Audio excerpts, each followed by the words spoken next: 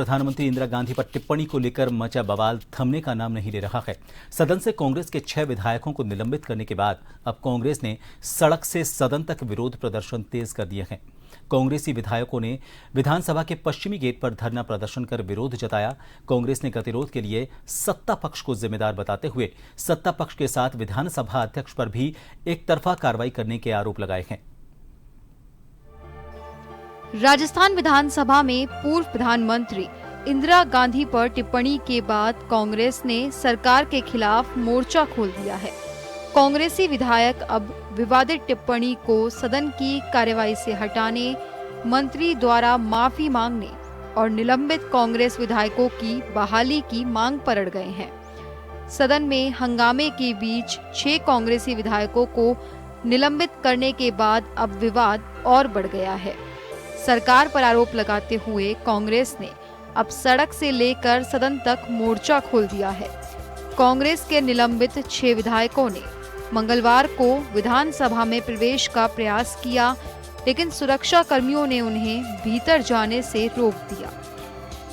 इस पर कांग्रेस प्रदेशाध्यक्ष गोविंद सिंह डोटासरा ने स्पीकर के खिलाफ अविश्वास प्रस्ताव लाने और सुरक्षा कर्मियों और पुलिस के खिलाफ विशेषाधिकार हनन का प्रस्ताव लाने की चेतावनी दी।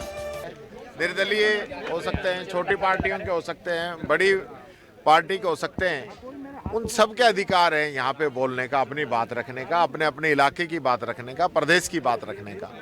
लेकिन सिर्फ मंत्री अपनी खाल बचाने के लिए सरकार की जो बदनामी यहाँ पे हो रही है, ये लोग जवाब नहीं दे सकते। उससे बचने के लिए इन्होंने एक तरीका निकाला है कि सदन के अंदर गतिरोध रहे, जिससे कि इनसे हम सवाल जवाब नहीं कर सके। इसके अलावा कोई दूसरा कारण नहीं है सदन के नहीं चलने का। जो स्पीकर ने व्यवस्था दी थी उसके विरुद्ध में है। इसके खिलाफ हम विशेषाधिकार हनन का जो कार्रवाई हमारा जो अधिकार है वो भी हम पेश करेंगे, और आवश्यकता पड़ी तो ऐसे स्पीकर के खिलाफ भी हम लोग अविश्वास भी लाने के लिए हो सकते हैं, जिसने अपनी व्यवस्था के खिलाफ सेक्रेटरी प्रमुख सचिव विधानसभा से यह आदेश निकलवाया है। विधानसभा में प्रवेश से रोकने से नाराज कांग्रेस विधायक नेता प्रतिपक्ष टीकाराम जूली के नेतृत्व में नारेबाजी करते हुए विधानसभा के पश्चिमी गेट पर धरने पर बैठ गए। विधानसभा के बाहर धरने पर पूर्व मुख्यमंत्री अशोक गहलोत और पूर्व उप मुख्यमंत्री सचिन पायलट के साथ कांग्रेस विधायकों ने सरकार के खिलाफ नारेबाजी की और रामधुनी की। कांग्रेस विधायकों ने सरकार पर तानाशाही रवैया अपनाने और लोकतांत्रिक मूल्यों का गला घोंटने के आरोप लगाए। कांग्रेस विधायकों ने कहा कि सरकार निलंबन के जरिए विपक्ष की आवाज दबाने की कोशिश कर रही है। सदन में बने गतिरोध को लेकर कांग्रेस विधायकों ने सरकार को ही जिम्मेदार ठहराया और कहा कि बैठक में बनी सहमति के मुताबिक हमने सदन में खेद प्रकट कर लिया, लेकिन सरकार के मंत्री माफी मांगने को तैयार नहीं है और सदन की कार्यवाही से विवादित टिप्पणी भी नहीं हटाई गई। उन्होंने सत्ता पक्ष पर नेता प्रतिपक्ष को भी सदन में नहीं बोलने देने और स्पीकर पर एक पक्षीय कार्यवाही करने के आरोप लगाए। जानबूझ करके ये विपक्ष को बदनाम करने के लिए ये जिस प्रकार का रवैया अपना रहे हैं, ये जानबूझ के विपक्ष को बदनाम कर रहे हैं। जो विपक्ष चाहता है हाउस चले,